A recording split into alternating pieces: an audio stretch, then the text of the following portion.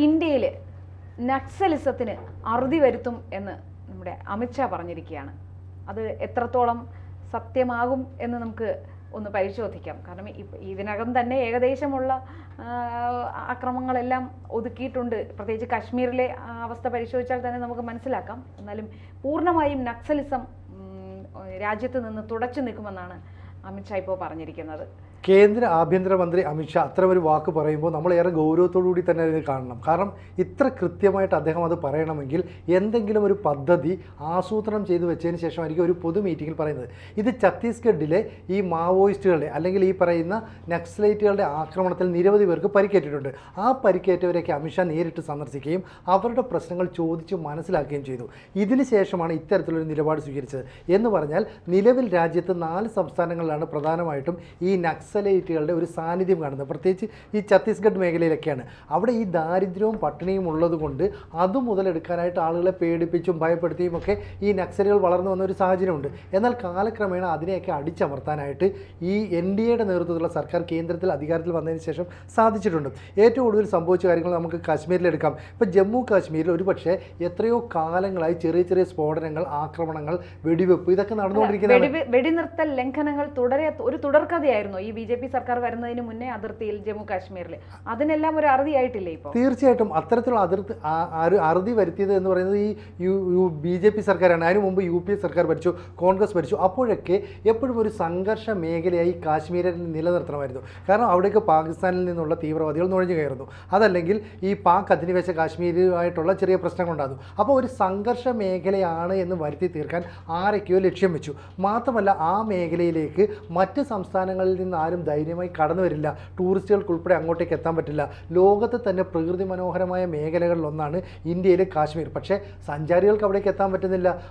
ഭയം കൂടാതെ ആളുകൾക്ക് ജോലിക്ക് പോകാൻ പറ്റുന്നില്ല. പ്രത്യേകിച്ച് മുസ്ലിം ഭൂരിപക്ഷ പ്രദേശങ്ങളിൽ ഹിന്ദു അല്ലെങ്കിൽ മറ്റ് പാഴ്സി ന്യൂനപക്ഷ വിഭാഗങ്ങൾക്ക് സ്വൈര്യമായി ജീവിതം മുന്നോട്ട് കൊണ്ടുപോകാൻ കഴിയുന്നില്ല. അവിടങ്ങളിലൊക്കെ തന്നെ ആർട്ടിക്കിൾ 370 എടുത്തു കളഞ്ഞതോടുകൂടി കാശ്മീരിൻ്റെ മുഖച്ഛായ തന്നെ മാറി.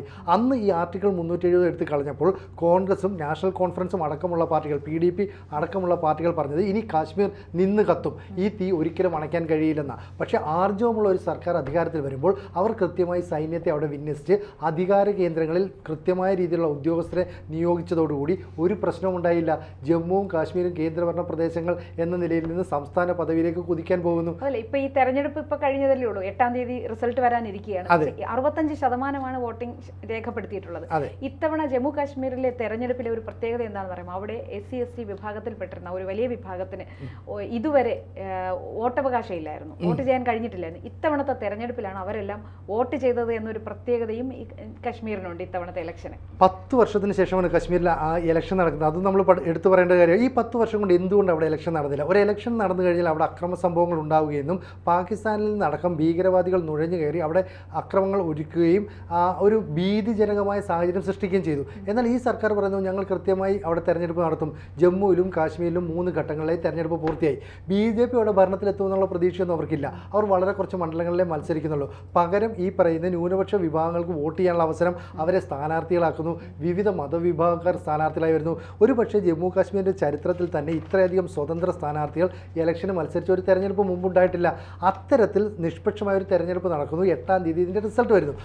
ആര് ഭരണത്തിലെത്തിയാലും കാശ്മീർ എന്ന് പറയുന്ന ഒരു സംസ്ഥാന പദവിയിലേക്ക് ആ മേഖല മാറുകയും ചെയ്യുന്നു. അപ്പോൾ അവിടുത്തെ അക്രമങ്ങളെ കൃത്യമായി അടിച്ചമർത്താൻ നമ്മുടെ പ്രതിരോധ സേനയ്ക്ക്, നമ്മുടെ ആഭ്യന്തര മന്ത്രിക്ക് അല്ലെങ്കിൽ ആഭ്യന്തര മന്ത്രാലയത്തിനൊക്കെ സാധിച്ചിട്ടുണ്ടെങ്കിൽ ഒരു ആർജവം അവിടെ പ്രകടമാണ്. ഇത് തന്നെയാണ് ഛത്തീസ്ഗഡും മണിപ്പൂരും ഉൾപ്പെടെയുള്ള മേഖലകളിൽ ഇപ്പോൾ കത്തി നിൽക്കുന്ന പ്രശ്നങ്ങളെ അടിച്ചമർത്താൻ കഴിയുമെന്ന് ആഭ്യന്തരമന്ത്രി പറയുന്നത്. അപ്പോൾ നക്സലൈറ്റുകളുടെ ബന്ധുക്കളുമായി നടത്തിയ സംഭാഷണത്തിന് ശേഷമാണ് അദ്ദേഹം ഉറപ്പ് നൽകിയത് വരുന്ന 4 വർഷത്തിനുള്ളിൽ ഞങ്ങൾ ഈ നക്സലിസം എന്ന് പറയുന്ന സംഭവം തന്നെ ഇന്ത്യ മഹാരാജ്യത്ത് നിന്ന് തുടച്ചു നീക്കും. ഈ 4 വർഷം എന്നവർ കണക്ക് പറയുന്നത് ഈ NDA സർക്കാരിൻ്റെ കാലാവധി ഇനി 4 വർഷം കൂടെയുണ്ട്.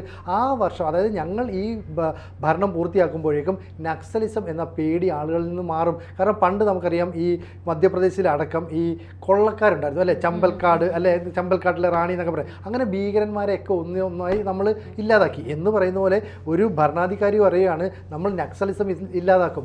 ആ പറയുന്നതിനെ നമ്മൾ പൂർണ്ണമായും വിശ്വസിക്കണം. അപ്പോൾ നക്സലൈറ്റുകളുടെ ലക്ഷ്യം എന്തായിരുന്നു? ഇടതുപക്ഷത്തോട് ആഭിമുഖ്യമുള്ള കുറേ പേർ ചേർന്ന് തോക്കിന് മുന്നിൽ ജനങ്ങളെ നിർത്തിക്കൊണ്ട് അവർക്ക് ഇഷ്ടമുള്ള രീതിയിൽ ഭരണം നടത്താനും അവർക്ക് ഇഷ്ടമുള്ള രീതിയിൽ ഭരണകൂടത്തിന്, അതായത് നിലവിലുള്ള ഭരണഘടനയെ അംഗീകരിക്കാത്ത രീതിയിലുള്ള ഒരു ഭരണം നടത്താനും ആഗ്രഹിക്കുന്നു. അത് പറ്റില്ല. ഒരു രാജ്യത്തെ എല്ലാ സംസ്ഥാനങ്ങളിലും ഒരേ രീതിയിലായിരിക്കണം ഭരണകൂടം മുന്നോട്ട് പോകേണ്ടതെന്ന് വ്യക്തമാക്കുന്ന തരത്തിലാണ് ഇവർ നിലപാടെടുത്തത്. അതുകൊണ്ടാണ് അമിത്ഷാ പറയുന്നത് ഞങ്ങൾ കൃത്യമായ നിലപാട് സ്വീകരിക്കുന്നു. കശ്മീരിൽ ഞങ്ങൾക്ക് എങ്ങനെ സമാധാനം കൊണ്ടുവരാൻ സാധിച്ചു?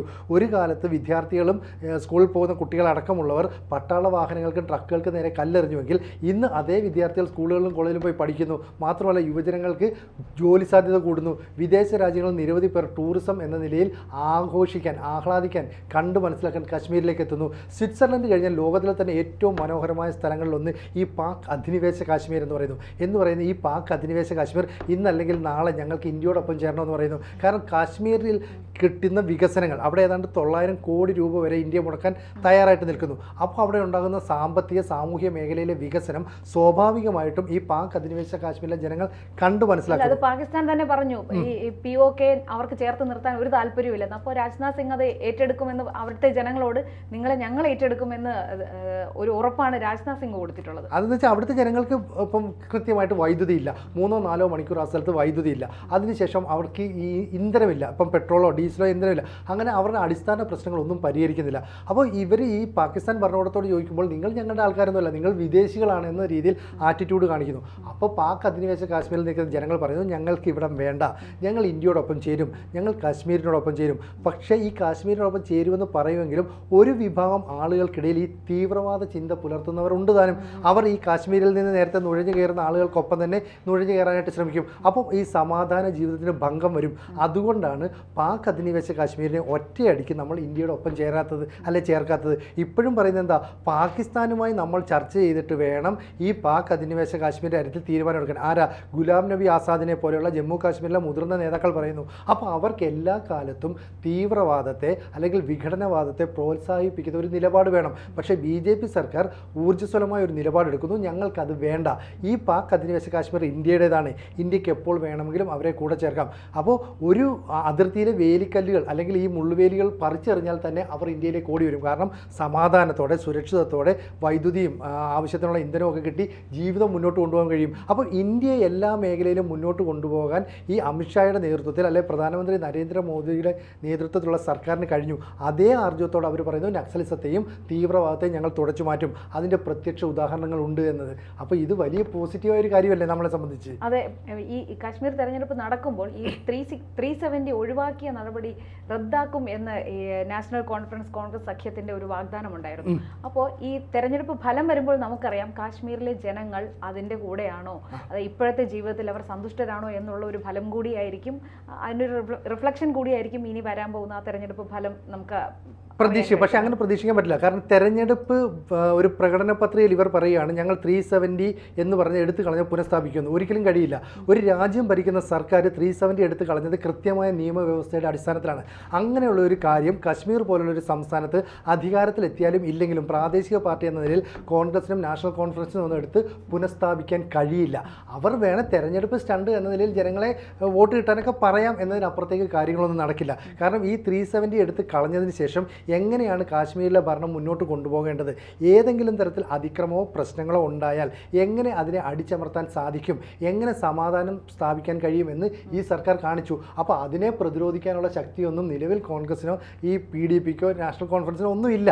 അപ്പോൾ അവർ ജയിക്കുകയോ ജയിക്കാതിരിക്കുകയോ ഉള്ള രണ്ടാമത്തെ വിഷയം. ഒരുപാട് സ്വതന്ത്ര സ്ഥാനാർത്ഥികളെ നിർത്തി BJP ഈ സ്വതന്ത്ര പാർട്ടികളെ മുന്നിലേക്ക് കൊണ്ടുവരാൻ ശ്രമിക്കുന്നു. എല്ലായ്പ്പോഴും BJP പയറ്റിയ തന്ത്രം അതാണ്. കാരണം തങ്ങൾക്ക് ഒറ്റയ്ക്ക് ഭരിക്കാൻ കഴിയാത്ത മേഖലകളിൽ ചെറു പാർട്ടികളെ നിർത്തി അവരുടെ സ്ഥാനാർത്ഥികളെ പിന്തുണയ്ക്കും. എന്നിട്ട് ഈ പിന്തുണച്ചിരുന്ന സ്ഥാനാർത്ഥികളെ അടുത്ത തവണ കൂടെ നിർത്തും, അവരെ സഖ്യകക്ഷികളാക്കും. പിന്നീട് അവിടേക്ക് BJP കടന്നു വരും. ഈ തന്ത്രമാണ് BJP അവിടെ പയറ്റുന്നത്. ഇത് കൃത്യമായിട്ട് പഴയകാല കോൺഗ്രസ് നേതാക്കൾക്കും PDP നേതാക്കൾക്കും അറിയാം. അതുകൊണ്ടാണ് ജനങ്ങളിലൊരു കൺഫ്യൂഷൻ ഉണ്ടാക്കുക എന്ന ലക്ഷ്യത്തോടെ 370 ഞങ്ങൾ പുനഃസ്ഥാപിക്കുമെന്ന് പറയുന്നത്. ഒരിക്കലും അത് കൊണ്ടുവരാൻ പറ്റില്ല. മാത്രമല്ല ആഭ്യന്തരമന്ത്രിയും പ്രധാനമന്ത്രിയും പ്രതിരോധ മന്ത്രിയും ജമ്മു കാശ്മീരിൽ തെരഞ്ഞെടുപ്പ് പ്രചരണത്തിന് അവർ 3 പേരും പറഞ്ഞ ഒരു കാര്യം 370 എന്ന് പറയുന്നത് നമ്മൾ നിയമം നിർമ്മിച്ച് എടുത്തു കളഞ്ഞ ഒരു വ്യവസ്ഥയാണ്. ഒരു സംസ്ഥാനത്ത് ഒരു പ്രത്യേക പദവി നൽകുന്നത്. ഇനി അത് ഒരിക്കലും തിരിച്ചു കൊണ്ടുവരില്ല. ആരൊക്കെ എന്തൊക്കെ ശ്രമിച്ചാലും അത് നടക്കില്ല. ഇനി അത് നടക്കണമെങ്കിൽ ഈ സർക്കാർ മാറി ഒരു കോൺഗ്രസ് സർക്കാർ വന്ന് അതിനുശേഷം നിയമം മൊത്തം മാറ്റി എഴുതി പാർലമെൻറ്റിൽ ബില്ല് പാസ്സാക്കിയാൽ മാത്രമേ ഇത് മാറ്റം ഉണ്ടാവുകയുള്ളൂ. അതിന് ഇനിയും 3-4 വർഷം കഴിയും. അതുകൊണ്ട് ഈ നക്സലിസവും ഈ തീവ്രവാദവും തുടച്ചു മാറ്റുമെന്ന ആഭ്യന്തരമന്ത്രിയുടെ വാഗ്ദാനം അത് നമുക്ക് വളരെ പ്രതീക്ഷയോടെ കാണാം, അല്ലേ? 1.5 വർഷത്തിനുള്ളിൽ തുടച്ചു നീക്കുമെന്നാണ് പറയുന്നത്. അതിൽ ഈ മണിപ്പൂരും ഉൾപ്പെടുമല്ലോ. തീർച്ചയായിട്ടും. അപ്പോൾ അതൊക്കെ നമുക്ക് കാത്തിരുന്ന് കാണാം.